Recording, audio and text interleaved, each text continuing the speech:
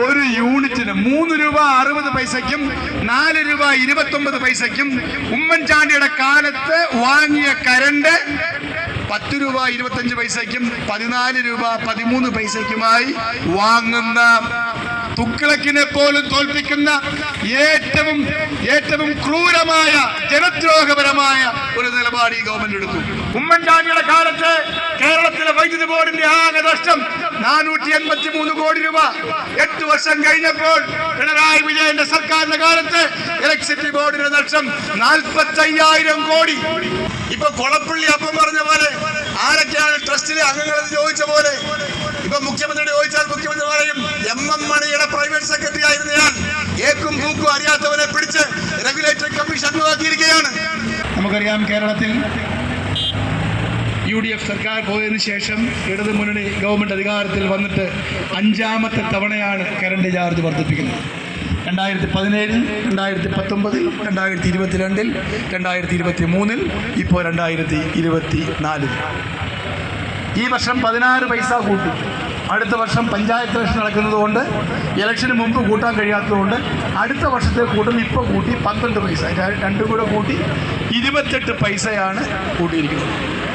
14 രൂപ മുതൽ 300 രൂപ വരെ വിവിധ സ്ലാബുകളിലുള്ള ഗാർഹിക ഉപഭോക്താക്കൾക്ക് 2 മാസം കൂടിയിരിക്കുമ്പോൾ ബില്ലിൽ തുക കൂടാൻ പോവുകയാണ്. അതോടൊപ്പം തന്നെ ഡ്യൂട്ടിയും സർചാർജും പ്രത്യേകിച്ച് വീണ്ടും കൂടും. അത് 10 രൂപ മുതൽ 15 രൂപ വരെയാകും. ചുരുക്കി പറഞ്ഞാൽ സാധാരണക്കാരെ ഏറ്റവും ദ്രോഹിക്കുന്ന ഏറ്റവും ക്രൂരമായ വർധനയാണ് ഈ സർക്കാർ വരുത്തിയിട്ടുള്ളത്. എന്താണ് ഈ വർധനയ്ക്ക് കാരണം? ശ്രീ ഉമ്മൻചാണ്ടി കേരളത്തിലെ മുഖ്യമന്ത്രിയായിരിക്കുമ്പോൾ, ശ്രീ ആര്യാടൻ മുഹമ്മദ് വിദ്യുച്ഛക്തി വകുപ്പ് മന്ത്രിയായിരിക്കുമ്പോൾ 2016 ഐക്യജനാധിപത്യ മുന്നണി ഗവൺമെന്റ് 25 വർഷക്കാലത്തേക്ക് ഒരു കരാർ 6 സ്വകാര്യ വൈദ്യുത ഉൽപാദക കമ്പനികളുമായി ഏർപ്പെട്ടു. ആ കരാർ പ്രകാരം 4 രൂപ 5 പൈസ മുതൽ 4 രൂപ 29 പൈസ വരെ ഒരു യൂണിറ്റിന് വൈദ്യുതിക്ക് കൊടുത്ത് വിലയ്ക്ക് വാങ്ങി 2042 വരെ കേരളത്തിൽ സുഭിക്ഷമായി വൈദ്യുതി വാങ്ങാനുള്ള കരാർ നമ്മൾ ഏർപ്പെട്ടിരുന്നു. ആ കരാർ 2023 പിണറായി വിജയൻ സർക്കാർ 3 വർഷം ആ കരാർ പ്രകാരം വൈദ്യുതി വാങ്ങിയതിനു ശേഷം ആ കരാർ ആരോടും ആലോചിക്കാതെ റദ്ദാക്കിയതിന് പറഞ്ഞ കാരണം 3 രൂപ 20 പൈസയ്ക്കും 4 രൂപ 15 പൈസയ്ക്കും വ്യത്യസ്തമായിട്ടാണ് ഉമ്മൻചാണ്ടിയുടെ കാലത്ത് 6 കരാറുകൾ ഉണ്ടാക്കിയത്. അതുകൊണ്ട് 6 അങ്ങ് റദ്ദാക്കുന്നു എന്ന് പറഞ്ഞു. എന്നിട്ടോ 10 രൂപ മുതൽ 14 രൂപ വരെ ഒരു യൂണിറ്റിന് 3 രൂപ 60 പൈസയ്ക്കും 4 രൂപ 29 പൈസയ്ക്കും ഉമ്മൻചാണ്ടിയുടെ കാലത്ത് വാങ്ങിയ കരണ്ട് 10 രൂപ 25 പൈസയ്ക്കും 14 രൂപ 13 പൈസയ്ക്കുമായി വാങ്ങുന്ന തുഗ്ലക്കിനെ പോലും തോൽപ്പിക്കുന്ന ഏറ്റവും ക്രൂരമായ ജനദ്രോഹപരമായ ഒരു നിലപാട് ഈ ഗവൺമെന്റ് എടുത്തു. എന്താ കാരണം? ജിൻഡാൽ എന്ന് പറയുന്ന ഒരു കമ്പനിയുണ്ട്. ജിൻഡാൽ വൈദ്യുത കമ്പനിയാണ്. ഉമ്മൻചാണ്ടിയുടെ കാലത്ത് ആ കമ്പനിയിൽ നിന്നും 3 രൂപ 23 പൈസയ്ക്കാണ് ഒരു യൂണിറ്റ് വൈദ്യുതി വാങ്ങിയത്. ആ കമ്പനിയുടെ കരാർ റദ്ദാക്കി. എന്നിട്ട് അവരുടെ നിന്ന് 10 രൂപയ്ക്ക് ഇപ്പൊ വാങ്ങിക്കുകയാണ് ഇവർ. ആ കരാർ റദ്ദാക്കി. കരാർ ഏകപക്ഷീയമായി റദ്ദാക്കാൻ കഴിയില്ല. കോടതിയിൽ നമ്മൾ കേസ് കൊടുത്തിട്ടുണ്ട്. എന്നിട്ട് ഇതെന്തിനായിരുന്നു ഈ കരാർ റദ്ദാക്കിയത്? അദാനിയുടേത്. ഇപ്പോ 6 കമ്പനികളിൽ നിന്നും നമ്മൾ വാങ്ങിയ വൈദ്യുതി ആ 6 കമ്പനികളെ ഒഴിവാക്കി അതിന്റെ 3 ഇരട്ടി വിലയ്ക്ക് അദാനിയുടെ കമ്പനിയിൽ നിന്ന് സർക്കാർ വാങ്ങുകയാണ്. ഉമ്മൻചാണ്ടിയുടെ കാലത്ത് 800 കോടി രൂപയായിരുന്നു ഇങ്ങനെ വൈദ്യുതി കരാർ ഏർപ്പെട്ടതിന് ശേഷം 2016 ഉമ്മൻചാണ്ടിയുടെ സർക്കാർ പോകുന്നത് വരെ പൊതുവിപണിയിലെ കറണ്ടിന്റെ വിലയും കരാർ പ്രകാരം നമുക്ക് കിട്ടിക്കൊണ്ടിരുന്ന വിലയും തമ്മിൽ തട്ടിച്ചു നോക്കിയാൽ നമുക്ക് 800 കോടിയുടെ ലാഭം ഉണ്ടായിരുന്നു. ഉമ്മൻചാണ്ടിയുടെ കാലത്ത് കേരളത്തിലെ വൈദ്യുതി ബോർഡിന്റെ ആകെ നഷ്ടം 483 കോടി രൂപ. 8 വർഷം കഴിഞ്ഞപ്പോൾ പിണറായി വിജയന്റെ സർക്കാരിന്റെ കാലത്ത് ഇലക്ട്രിസിറ്റി ബോർഡിന്റെ നഷ്ടം 45,000 കോടി. ഇതാണ് കേരളത്തിന്റെ അവസ്ഥ. 483 കോടി എവിടെ? 45,000 കോടി എവിടെ? ഇതൊക്കെ കേരള നിയമസഭയിൽ ഈ സംസ്ഥാനത്തെ വൈദ്യുച്ഛക്തി വകുപ്പ് മന്ത്രി കൊടുത്ത കണക്കാണ്. ഇങ്ങനെ കേരളത്തെ കൊള്ളയടിച്ചതിന്റെ ഫലമായാണ് ഇത്ര ക്രൂരമായ മുൻപൊരു കാലത്തും ഇല്ലാത്ത വിധത്തിലുള്ള വൈദ്യുതി ചാർജ് വർധന ഈ സർക്കാർ ഏർപ്പെടുത്താൻ കാരണമായിട്ടുള്ളത്. റെഗുലേറ്ററി കമ്മീഷൻ എന്നൊരു കമ്മീഷനുണ്ട് കേരള ഇലക്ട്രിസിറ്റി ബോർഡിൽ. ആ റെഗുലേറ്ററി കമ്മീഷനാണ് ചാർജ് വർധനയ്ക്ക് നിർദ്ദേശം കൊടുക്കുന്നത്. മുൻകാലങ്ങളിൽ നമ്മുടെ സർക്കാരിന്റെ കാലത്ത് റെഗുലേറ്ററി കമ്മീഷൻ എന്ന് വെച്ചാൽ വൈദ്യുത ബോർഡിൽ വലിയ പരിചയമുള്ള ഇന്ത്യയിലെ ഏറ്റവും പ്രഗത്ഭന്മാരായ ഊർജ രംഗത്ത് മികവ് തെളിയിച്ച പ്രതിഭകളെയാണ് റെഗുലേറ്ററി കമ്മീഷൻ അംഗങ്ങളാക്കുന്നത്. ഇപ്പൊ കൊളപ്പള്ളി അപ്പം പറഞ്ഞ പോലെ ആരൊക്കെയാണ് ട്രസ്റ്റിലെ അംഗങ്ങളെന്ന് ചോദിച്ച പോലെ ഇപ്പൊ മുഖ്യമന്ത്രിയോട് ചോദിച്ചാൽ മുഖ്യമന്ത്രി പറയും MM മണിയുടെ പ്രൈവറ്റ് സെക്രട്ടറി ആയിരുന്നയാൾ ഏക്കും പൂക്കും അറിയാത്തവരെ പിടിച്ച് റെഗുലേറ്ററി കമ്മീഷൻ അംഗമാക്കിയിരിക്കുകയാണ്.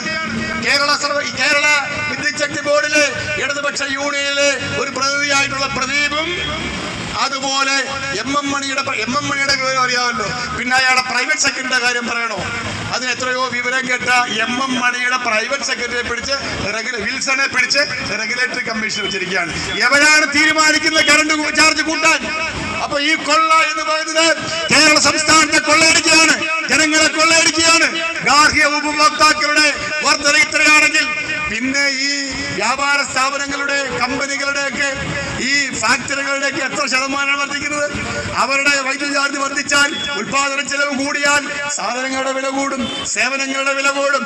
അങ്ങനെ കേരളത്തിൽ ഇപ്പോൾ തന്നെ വിലക്കയറ്റം കൊണ്ടും സാമ്പത്തിക പ്രതിസന്ധി കൊണ്ടും നട്ടം തിരിയുന്ന കേരളത്തിലെ ജനങ്ങളുടെ ഉച്ചയിലേക്ക് ഒരു വെള്ളിടി പോലെയാണ് പിണറായി വിജയൻ ഈ കരാർ ഏർപ്പെടുത്തിയിട്ടുള്ളൂടെ അല്ലെങ്കിൽ ഈ വില വർധനവിലൂടെ ഇപ്പോൾ നടപ്പാക്കുന്നത്.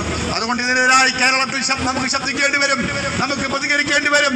കേരളത്തിലെ ഗവൺമെന്റ് നടത്തുന്ന ഓരോരോ കൊള്ളയും ഇപ്പൊ ഏറ്റവും അവസാനം നമ്മുടെ ജില്ലയിൽ മണിയാർ എന്ന് പറയുന്ന സ്ഥലത്ത് ശബരിമലയ്ക്ക് തൊട്ടടുത്ത് മണിയാർ വടശ്ശേരിക്കര പഞ്ചായത്തിലെ മണിയാറിൽ ഒരു ജലവൈദ്യുത പദ്ധതിയുണ്ട്. 1994 കേരള സർക്കാർ 30 വർഷക്കാലത്തേക്ക് കാർബോറാണ്ടം യൂണിവേഴ്സൽ ലിമിറ്റഡ് എന്ന് പറയുന്ന ഒരു കമ്പനിക്ക് അത് കരാർ കൊടുത്തു. 30 വർഷക്കാലത്തേക്ക് അവർക്ക് വൈദ്യുതി ഉൽപ്പാദിപ്പിക്കാം. പക്ഷെ മെഷീനറി അവർ കൊണ്ടുവരണം, ചെലവെല്ലാം അവർ വഹിക്കണം, കേരളത്തിന്റെ പൂളിലേക്ക് വൈദ്യുതി കൊടുക്കണം. അധിക വൈദ്യുതി നമ്മൾ വാങ്ങും. അത് 30 വർഷത്തേക്ക്. 30 വർഷത്തെ കാലാവധി ഈ മാസം തീരുകയാണ്. ഈ മാസം 30-ാം തീയതി തീരുകയാണ്. ആ കരാറിൽ നിന്നും ഒഴിവായി കേരള ഗവൺമെന്റ് ആ പദ്ധതി മണിയാർ ജലവൈദ്യുത പദ്ധതി ഏറ്റെടുക്കണമെന്ന് ആവശ്യപ്പെട്ടുകൊണ്ട് ഏറ്റവും താഴറ്റം മുതൽ ഉയരമറ്റം വരെ സെക്രട്ടേറിയറ്റിലെ ഉന്നത ഉദ്യോഗസ്ഥന്മാർ വരെ KSCB ഉദ്യോഗസ്ഥന്മാർ മുഴുവൻ ആൾക്കാരും വൈദ്യുതി ബോർഡ് ചെയർമാൻ, റെഗുലേറ്ററി കമ്മീഷൻ, വൈദ്യുത മന്ത്രി എല്ലാവരും ഒരുമിച്ച് ആവശ്യപ്പെടുന്നു. കഴിഞ്ഞ 1 വർഷമായി ഫയൽ കറങ്ങുകയാണ്. പക്ഷേ സർക്കാർ തീരുമാനിച്ചു, കഴിഞ്ഞ ബുധനാഴ്ച ചേർന്ന കേരള മന്ത്രിസഭാ യോഗം തീരുമാനിച്ചു 30 വർഷം കഴിഞ്ഞിട്ടും കരാർ പിൻവലിക്കേണ്ട, അടുത്ത 25 വർഷത്തേക്ക് അവർക്ക് നീട്ടിക്കൊടുക്കുകയാണ്. എന്താണ് അതിന് പറഞ്ഞ കാരണം?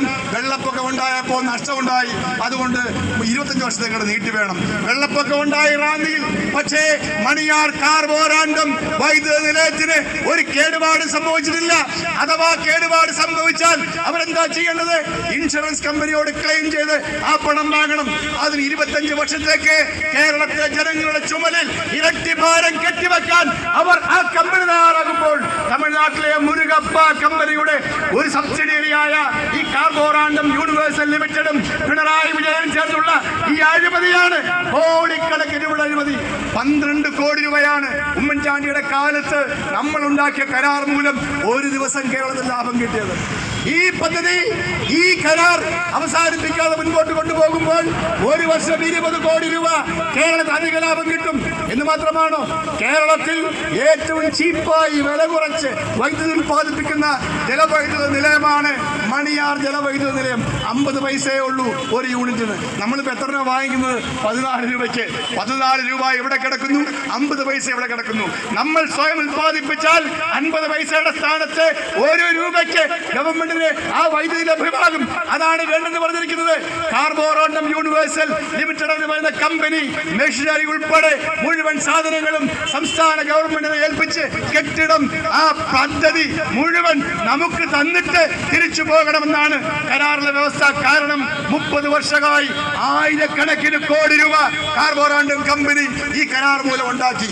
ഇനിയും കൊള്ളലാഭം ഉണ്ടാക്കിയാൽ അതിന്റെ കപ്പം കിട്ടുന്നത് ഈ രാജീവ് എന്ന് പറയുന്ന ബുദ്ധിജീവിയായ ഈ സംസ്ഥാനത്തെ വ്യവസായ മന്ത്രിയാണ്, വ്യവസായ വകുപ്പാണ് ഈ കരാർ നീട്ടിക്കൊടുക്കണമെന്ന് ആവശ്യപ്പെടുന്നത്.